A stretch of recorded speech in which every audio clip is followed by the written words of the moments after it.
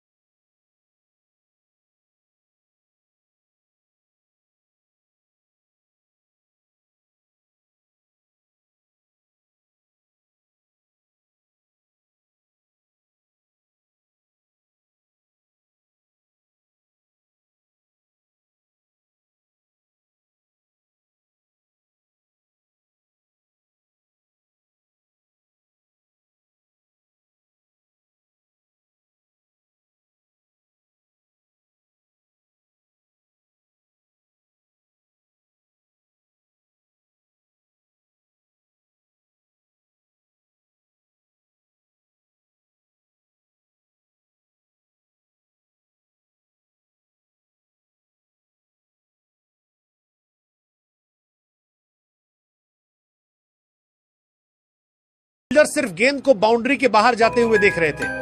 दूसरी तरफ साई सुदर्शन भी पूरी क्लास के साथ बल्लेबाजी कर रहे थे। दोनों बल्लेबाजों ने ना सिर्फ खराब गेंदों का फायदा उठाया बल्कि अच्छी गेंदों को भी गैप में बदलकर लगातार रन बनाए। सबसे खास बात यह रही कि दोनों बल्लेबाजों ने पावर प्ले का शानदार इस्तेमाल किया। जहां दूसरी टीमें शुरुआती 6 ओवरों में विकेट बचाने की कोशिश करती हैं, वहीं गुजरात टाइटंस के बल्लेबाजों ने आक्रामक लेकिन समझदारी भरी क्रिकेट खेली। दोनों बल्लेबाजों के बीच कमाल की अंडरस्टैंडिंग दिखाई दी। स्ट्राइक रोटेशन भी शानदार रहा और जब भी गेंदबाजों ने गलती की उसे तुरंत बाउंड्री में बदला गया। देखते ही देखते गुजरात टाइटंस ने पावर प्ले में 83 रन बना दिए और ये इस सीजन में टीम का सबसे बेहतरीन पावर प्ले साबित हुआ। इससे पहले पूरे आईपीएल 2026 में गुजरात टाइटंस ने किसी भी मैच में इतना शानदार पावर प्ले नहीं खेला था। यह सिर्फ बड़े शॉट्स की वजह से नहीं हुआ बल्कि दोनों बल्लेबाजों की प्लानिंग, धैर्य और आत्मविश्वास इसकी सबसे बड़ी वजह रहे। शुभमन गिल लगातार कप्तानी पारी खेलते हुए नजर आ रहे थे। हर मैच के साथ उनकी बल्लेबाजी और ज्यादा खतरनाक होती जा रही है। वहीं साई सुदर्शन ने भी एक बार फिर साबित किया कि क्यों उन्हें भविष्य का बड़ा स्टार माना जा रहा है। उन्होंने मैदान के हर कोने में शॉट लगाए और राजस्थान के गेंदबाजों को पूरी तरह दबाव में डाल दिया। दूसरी तरफ अगर राजस्थान रॉयल्स की गेंदबाजी की बात करें तो आज उनका प्रदर्शन बेहद निराशाजनक रहा। जोफ्रा आर्चर जैसे अनुभवी तेज गेंदबाजों से टीम को काफी उम्मीदें थी, लेकिन आज उनकी गेंदबाजी में ना रफ्तार का डर दिखाई दिया और ना ही कोई स्पष्ट योजना। ऐसा लग रहा था जैसे सिर्फ गेंद फेंकी जा रही हो। ना सही लाइन दिखाई दी, ना लगातार लेंथ और ना बल्लेबाजों को रोकने की कोई रणनीति। कई बार आर्चर ऑफ स्टंप के बाहर इतनी ज्यादा जगह दे रहे थे कि बल्लेबाज आसानी से कट और ड्राइव खेलते नजर आए। दूसरी तरफ तुषार देशपांडे भी काफी महंगे साबित हुए। उनकी गेंदों में वेरिएशन की कमी साफ दिखाई दी।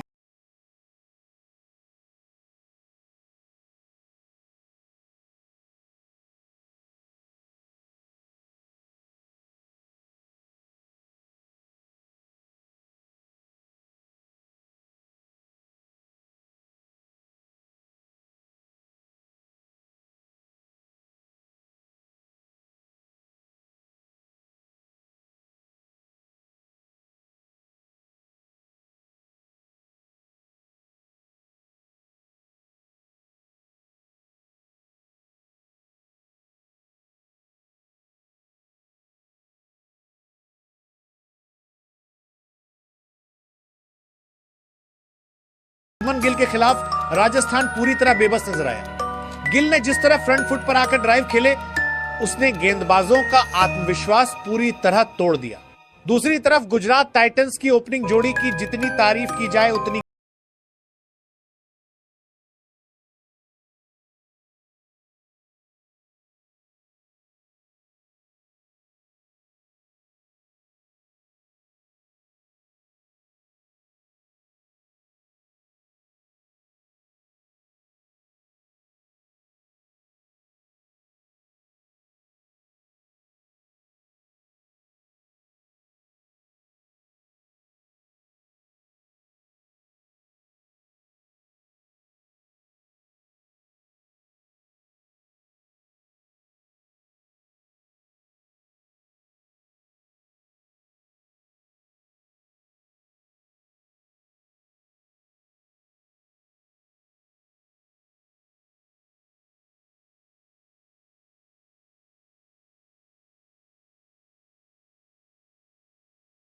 बाउंड्री तक पहुंचाया। दूसरी तरफ कप्तान शुभमन गिल आज पूरी तरह अलग ही लय में दिखाई दिए। उन्होंने सिर्फ कप्तानी नहीं की बल्कि अपने बल्ले से टीम को लीड किया। शुभमन गिल ने 44 गेंदों पर 84 रन की विस्फोटक पारी खेली और राजस्थान के गेंदबाजों की जमकर क्लास लगाई। उनकी बल्लेबाजी में टाइमिंग, क्लास और आक्रामकता तीनों का बेहतरीन मिश्रण देखने को मिला। जब शुभमन गिल आउट हुए तब तक मैच पूरी तरह गुजरात के कंट्रोल में जा चुका था। तीसरे नंबर पर बल्लेबाजी करने आए जोस बटलर, जिनसे आज एक बड़ी पारी की उम्मीद थी, लेकिन आज बटलर ज्यादा देर तक क्रीज पर टिक नहीं सके और सिर्फ 10 गेंदों पर 13 रन बनाकर आउट हो गए। उन्होंने शुरुआत में कुछ अच्छे शॉट खेलने की कोशिश जरूर की, लेकिन आज वो अपनी पारी को लंबा नहीं खींच पाए। हालांकि उनकी छोटी पारी ने भी रन गति को धीमा नहीं होने दिया। इसके बाद वॉशिंगटन सुंदर ने आते ही मैच की रफ्तार को बरकरार रखा।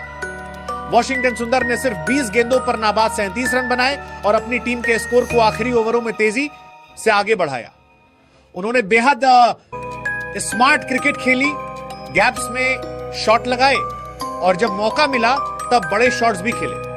उनकी बल्लेबाजी ने गुजरात को डेथ ओवर्स में और ज्यादा खतरनाक बना दिया। दूसरी तरफ जेसन होल्डर सिर्फ 7 गेंदों पर 7 रन बना सके और ज्यादा प्रभाव नहीं छोड़ पाए, लेकिन आखिर में राहुल के साथ तेवातिया ने एक बार फिर अपने फिनिशर वाले अंदाज की झलक दिखाई।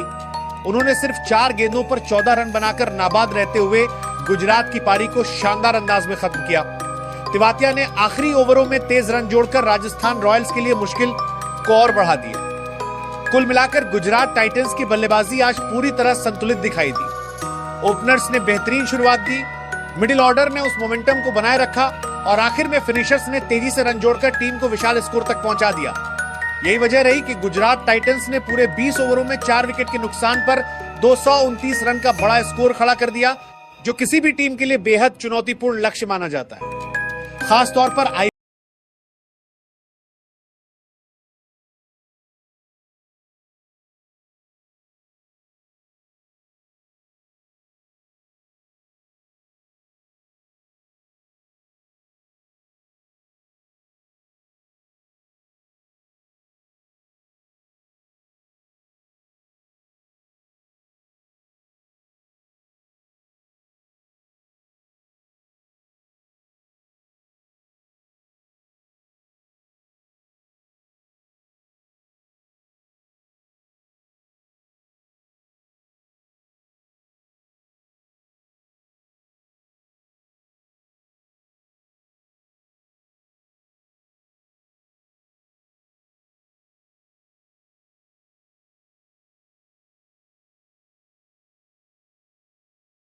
रनों जैसे विशाल लक्ष्य का पीछा करने मैदान पर उतरी राजस्थान रॉयल्स की ओपनिंग जोड़ी पर आज पूरे मैच की जिम्मेदारी थी। क्रीज पर आई युवा स्टार यशस्वी जायसवाल और विस्फोटक बल्लेबाज वैभव सूर्यवंशी, जिनसे राजस्थान रॉयल्स को एक तेज और मजबूत शुरुआत की उम्मीद थी। यह मुकाबला सिर्फ एक साधारण लीग मैच नहीं था, बल्कि प्लेऑफ की रेस में बने रहने के लिए राजस्थान के लिए करो या मरो जैसा मैच बन चुका था। अगर टीम को अपनी क्वालिफिकेशन की उम्मीदों को जिंदा रखना था तो इस बड़े लक्ष्य का पीछा करते हुए शानदार बल्लेबाजी करना बेहद जरूरी था। ऐसे दबाव भरे मुकाबले में दोनों ओपनर्स ने शुरुआत तो बिल्कुल वैसी ही की जैसी उनकी टीम को चाहिए थी। खास तौर पर वैभव सूर्यवंशी ने आते ही अपने आक्रामक इरादे साफ कर दिए। उन्होंने शुरुआत से ही गुजरात टाइटंस के गेंदबाजों पर हमला बोल दिया और मैदान के चारों तरफ शानदार शॉट्स खेलना शुरू कर दिए। उनकी बल्लेबाजी में बिल्कुल भी डर नजर नहीं आ रहा था। चाहे तेज गेंदबाजों या फील्डिंग सेटिंग, वैभव सूर्यवंशी सिर्फ अटैक करने के मूड में दिखाई दिए। उन्होंने कुछ शानदार चौके और बड़े शॉट लगाकर मैच का टेम्पो तेजी से राजस्थान की तरफ मोड़ने की कोशिश की। जिस अंदाज में उन्होंने बल्लेबाजी शुरू की, उसे देखकर ऐसा लग रहा था कि राजस्थान रॉयल्स इस बड़े लक्ष्य का पीछा करने के लिए पूरी तैयारी के साथ मैदान पर उतरी है।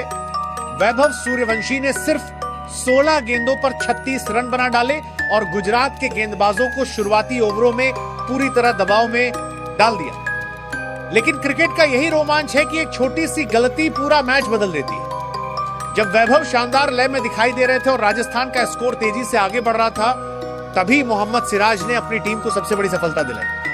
सिराज की गेंद पर वैभव सूर्यवंशी बड़ा शॉट खेलने की कोशिश में आसान कैच दे बैठे और राजस्थान रॉयल्स को पहला झटका 38 रन के स्कोर पर लग गया। यह सिर्फ एक विकेट नहीं थी, बल्कि मैच का पहला बड़ा टर्निंग पॉइंट साबित हुई, क्योंकि जिस अंदाज में वैभव बल्लेबाजी कर रहे थे, अगर वो कुछ और ओवर क्रीज पे टिक जाते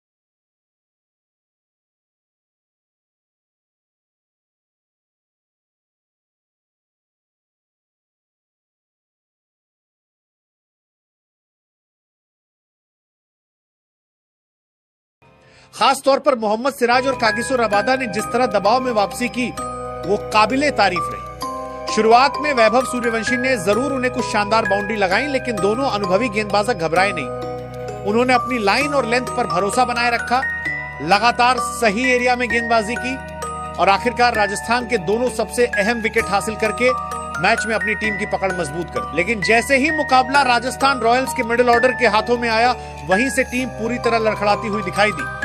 जिस बल्लेबाजी लाइनअप को सीजन की शुरुआत में सबसे मजबूत माना जा रहा था, वही बड़े दबाव वाले इस मुकाबले में पूरी तरह एक्सपोज हो गया।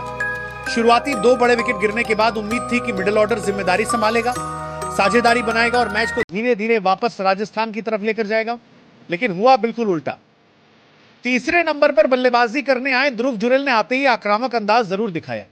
उन्होंने सिर्फ 10 गेंदों पर 24 रन बनाकर मैच में तेजी लाने की कोशिश की और कुछ शानदार शॉट भी लगाए, लेकिन वो अपनी इस छोटी पारी को बड़ी इनिंग में तब्दील नहीं कर सके। जिस समय टीम को किसी बल्लेबाज की जरूरत थी जो क्रीज पर टिककर पारी संभाले, उस समय ध्रुव जुरेल बड़ा शॉट खेलने की कोशिश में अपना विकेट गंवा बैठे। उनका विकेट गिरते ही राजस्थान की मुश्किलें और बढ़ गईं। इसके बाद मैदान पर आए शिमरॉन हेटमायर, जिनसे हमेशा उम्मीद रहती है कि वो मुश्किल परिस्थितियों में मैच को पलट सकते हैं, लेकिन आज हेटमायर भी पूरी तरह फ्लॉप साबित हुए। उन्होंने सिर्फ 7 गेंदों पर 6 रन बनाए और दबाव में गलत शॉट खेलकर अपना विकेट दे बैठे। हेटमायर का आउट होना राजस्थान रॉयल्स के लिए किसी बड़े झटके से कम नहीं था, क्योंकि अब तक रन रेट लगातार बढ़ता जा रहा था और टीम को एक बड़ी साझेदारी की बेहद जरूरत थी। लेकिन लगातार विकेट गिरने से बल्लेबाजों पर दबाव इतना बढ़ चुका था कि कोई भी खिलाड़ी खुलकर बल्लेबाजी नहीं कर पा रहा। इसके बाद डोनोवन फेरेरा भी ज्यादा देर तक क्रीज पर टिक नहीं सके और सिर्फ 2 गेंदों पर 4 रन बनाकर आउट हो गए। देखते ही देखते राजस्थान रॉयल्स का पूरा मिडिल ऑर्डर बुरी तरह बिखर चुका था। जिस टीम ने कभी अपनी गहरी बल्लेबाजी के दम पर बड़े बड़े मैच जीते थे, वही टीम आज दबाव के सामने पूरी तरह टूटती हुई नजर आई। सिर्फ 91 रन के स्कोर पर राजस्थान रॉयल्स के 5 बल्लेबाज पवेलियन लौट चुके थे और मैच लगभग पूरी तरह गुजरात टाइटंस के कंट्रोल में जा चुका था। गुजरात के गेंदबाजों ने जिस तरह लगातार दबाव बनाए रखा, वो काबिले तारीफ रहा। हर गेंदबाज अपनी भूमिका को पूरी जिम्मेदारी के साथ निभा रहा था।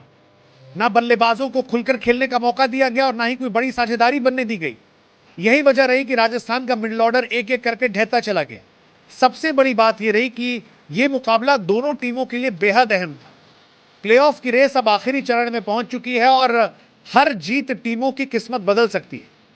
गुजरात टाइटंस इस मैच को जीतकर अपनी जगह और मजबूत करना चाहती थी, जबकि राजस्थान रॉयल्स के लिए यह मुकाबला किसी फाइनल से कम नहीं था। लेकिन बड़े मैचों में वही टीम जीतती है जो